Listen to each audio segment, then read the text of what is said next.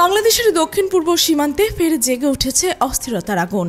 যে শান্ত সাঙ্গু নদী যুগ যুগ ধরে তার নিজস্ব ছন্দে বয়ে চলেছে, সেই নদীপথে সম্প্রতি রক্তপাত ঘটিয়েছে এক সশস্ত্র গোষ্ঠী। ঘটনাটি কেবল একটি সাধারণ সীমান্ত লঙ্ঘন নয়, এটি ছিল বর্ডার গার্ড বাংলাদেশ বিজিবির একটি টহল নৌকার উপর অতর্কিত সুপরিকল্পিত হামলা, যা পুরো সীমান্ত অঞ্চলে নতুন করে উদ্বেগ সৃষ্টি করেছে।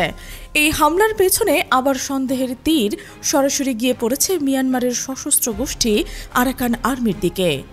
আজকের এই বিশদ প্রতিবেদনে থাকছে সেই রুদ্ধশ্বাস হামলার কাহিনী, বাংলাদেশের নিরাপত্তা সংস্থার পাল্টা প্রতিক্রিয়া, এই ধরনের আগ্রাসনের ভূরাজনৈতিক কারণ এবং অতীতের ইতিহাসের বিখ্যাত অপারেশন নাইখাতছড়ির প্রেক্ষিত টেনে সাম্প্রতিক সীমান্ত পরিস্থিতি নিয়ে অজানা তথ্য। দিনটি ছিল অন্য দিনের মতোই সাধারণ। সকাল তখন মাত্র 6:30। সাঙ্গু নদীর বুকে ধীরে ধীরে ভাসছিল বর্ডার গার্ড বাংলাদেশের একটি টহল নৌকো। এই নৌকাটিতেই ছিল 20 জন বিজিবির সদস্য। চারিদিকের নিস্তব্ধতা, প্রকৃতি তখনও পুরোপুরি জেগে ওঠেনি। শুধু পানির হালকা ঢেউ আর নৌকার ইঞ্জিনের গুঞ্জন ছাড়া আর অন্য সব শব্দ ছিল না। নদীপথের এই নীরবতা প্রায়শই সীমান্ত রক্ষীদের এক ধরনের স্বস্তি দেয়, কিন্তু সেদিনের সকালটা ছিল বিভীষিকাময়। ঠিক তখনই একটি বিকট গর্জনে কেঁপে ওঠে পাহাড় ঘেরা সেই নদীপথ। মুহূর্তের মধ্যেই চারিদিকে ছড়িয়ে পড়ে বৃষ্টির মতো গুলির শব্দ। নদীর দুই তীরে প্রতিধ্বনি হতে থাকে ভুলের চাষ। 20 জন সদস্যের সেই টহল দল একদম অপ্রস্তুত অবস্থায় পড়ে যায়। কোন দিক থেকে গুলি আসছে সেটি বোঝার আগেই চারদিক থেকে শুরু হয় আক্রমণ। এটি কোনো সাধারণ গোলাগুলি ছিল না, যেন ছিল মৃত্যুকামী এক উন্মত্ততা। বিজিবির সদস্যরা দ্রুত পাল্টা আক্রমণের প্রস্তুতি নিতে শুরু করে, কিন্তু আক্রমণকারীরা নদীপথের গোপন অবস্থান ব্যবহার করে ঝটিকা আক্রমণ চালিয়ে পালিয়ে যেতে সক্ষম হয়। এই হামলার স্পষ্টত প্রমাণ করে যে সীমান্ত অঞ্চলে পরিস্থিতি যে কোনো মুহূর্তে নিয়ন্ত্রণের বাইরে চলে যেতে পারে। প্রাথমিকভাবে সীমান্তরক্ষী বাহিনী এবং স্থানীয় প্রশাসন মনে করেছিল সাঙ্গু নদীতে টহল নৌকার ওপর এই হামলাটি হয় বিচ্ছিন্ন সন্ত্রাসী বা স্থানীয় কোনো দোষী গোষ্ঠীর কাজ। কারণ বাংলাদেশের পাহাড়ি অঞ্চলে ছোট ছোট অপরাধী চক্রের উপস্থিতি নতুন নয়, কিন্তু অল্প সময়ের মধ্যে ঘটনাস্থল থেকে উদ্ধারকৃত গুলির খোসা, অস্ত্রের ধরন এবং ব্যবহৃত বুলেটের সিরিজ নম্বর বিশ্লেষণ করে বিজিবি ও সামরিক গোয়েন্দা সংস্থা দ্রুতই নিশ্চিত হয় যে এটি একটি বিচ্ছিন্ন ঘটনা নয়, বরং ছিল অত্যন্ত সুপরিকল্পিত এবং পেশাদারী কায়দায় চালানো একটি হামলা। তদন্তে উঠে আসে এই হামলার পেছনে রয়েছে মিয়ানমারের কুখ্যাত সশস্ত্র সংগঠন আরাকান আর্মি। এই শনাক্তকরণের পরপরই বাংলাদেশের প্রতিরক্ষা মহলে চাঞ্চল্যের সৃষ্টি হয়, কারণ আরাকান আর্মির মূল ঘাঁটিটি মিয়ানমারের রাখাইন রাজ্যের পাহাড়ি অঞ্চল জুড়ে বিস্তৃত এবং তাদের সরাসরি বাংলাদেশে হামলা করার অর্থ হল মিয়ানমারের অভ্যন্তরীণ সংঘাতকে বাংলাদেশের ভূখণ্ডে টেনে নিয়ে আসা।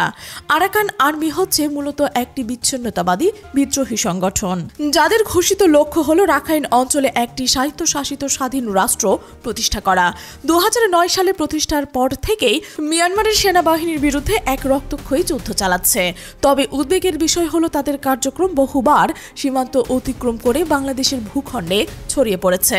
বিশেষ করে বান্দরবান ও নাইখাংছড়ি এলাকায় তাদের আনাগোনা মাঝে মাঝে লক্ষ্য করা যায়।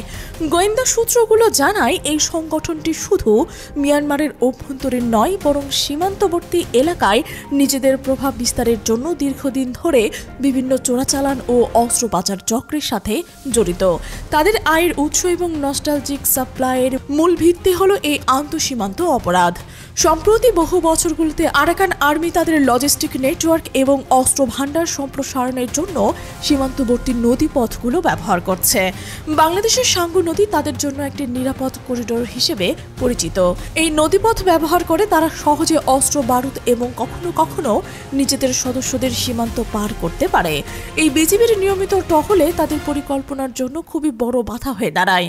এই কারণেই সামরিক বিশ্লেষকরা মনে করছেন এই হামলার মূল লক্ষ্য ছিল বাংলাদেশের সীমান্তরক্ষী বাহিনীকে বিভ্রান্ত করা, আতঙ্ক সৃষ্টি করা এবং সীমান্তের নিরাপত্তায় শূন্যতা তৈরি করা। বিজিবি টহলের হামলায় চালিয়ে তারা প্রমাণ করতে চাইছিল যে বাংলাদেশের সীমান্তরক্ষী বাহিনীর হাতেও এই করিডোরের পূর্ণ নিয়ন্ত্রণ নেই। তবে এই হামলার আরও একটি গুরুত্বপূর্ণ উদ্দেশ্য ছিল, যা ভূরাজনৈতিক প্রেক্ষাপটে অনেক গুরুত্বপূর্ণ। বিশ্লেষকরা মনে করছেন হামলার আরও একটি বড় উদ্দেশ্য ছিল আন্তর্জাতিক অঙ্গনে বাংলাদেশের ভাবমূর্তি ক্ষুণ্ণ করা। মিয়ানমারের অভ্যন্তরীণ সংঘাতের মধ্যে বাংলাদেশকে জড়িয়ে দেখানোর চেষ্টা ছিল স্পষ্ট। আরাকান আর্মি চেয়েছিল আন্তর্জাতিক গণমাধ্যমে যেন এই বার্তা ছড়ায় যে দুই দেশের সীমান্তে উত্তেজনা বৃদ্ধি পাচ্ছে। এই কৌশলের মাধ্যমে তারা তাদের বিচ্ছিন্নতাবাদী এজেন্ডাকে আরও বেশি আন্তর্জাতিকে ফোকাসে আনার চেষ্টা করছিল। আরাকান আর্মি জানতো এমন একটি আক্রমণে বাংলাদেশের পক্ষ থেকে কূটনৈতিক ও সামরিক প্রতিক্রিয়া সৃষ্টি করবে, যা তারা নিজেদের রাজনৈতিক ফায়দা তোলার জন্য ব্যবহার করতে পারবে। আন্তর্জাতিক সহানুভূতি এবং রাখাইনের স্বায়ত্তশাসনের দাবির পক্ষে জনমত তৈরি করাই ছিল তাদের অন্যতম প্রধান লক্ষ্য। এই ধরনের সীমান্ত উস্কানি বা সশস্ত্র গোষ্ঠীর আগ্রাসন বাংলাদেশের জন্য নতুন নয়। যখনই সীমান্ত পরিস্থিতি অস্বাভাবিক হয়ে ওঠে, তখন অতীত সামরিক ইতিহাসের দিকে নজর দেওয়া জরুরি হয়ে পড়ে। বিশেষত 90-এর দশকের শেষের দিকে এবং সাম্প্রতিক অতীতে যখন মিয়ানমারের সীমান্তরক্ষী বাহিনী সদস্যরা বাংলাদেশের ভূখণ্ডে প্রবেশ করে বা সশস্ত্র গোষ্ঠীরা বাংলাদেশের অভ্যন্তরের ঘাঁটি করতে চেষ্টা করে, তখনই ঢাকা কঠোর সামরিক জবাব দিতে বাধ্য হয়। ইতিহাসে বিখ্যাত অপারেশন নাইখাতছড়ি কঠোর সামরিক জবাবের একটি প্রতীক।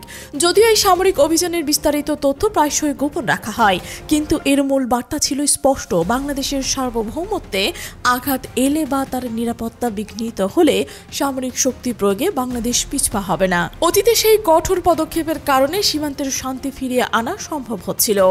বর্তমান সাঙ্গু নদীর ঘটনা আরও সেই ঐতিহাসিক কঠোরতা অবলম্বনের প্রয়োজনীয়তাকে সামনে নিয়ে এসেছে। তবে সামরিক জবাবের বিষয়টি নির্ভর করে পরিস্থিতির ওপর এবং আন্তর্জাতিক কূটনৈতিক বাধ্যবাধকতার ওপর।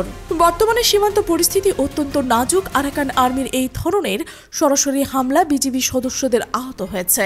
যদিও কোনো প্রাণহানির খবর নেই, তবে অতীতে বহুবার বাংলাদেশের জেলেদের অপহরণ, বিজিবি সদস্যের ওপর গুলি চালানো কিংবা সীমান্ত লাগোয়া গ্রামগুলোতে আতঙ্ক সৃষ্টির মতো ঘটনা ঘটেছে।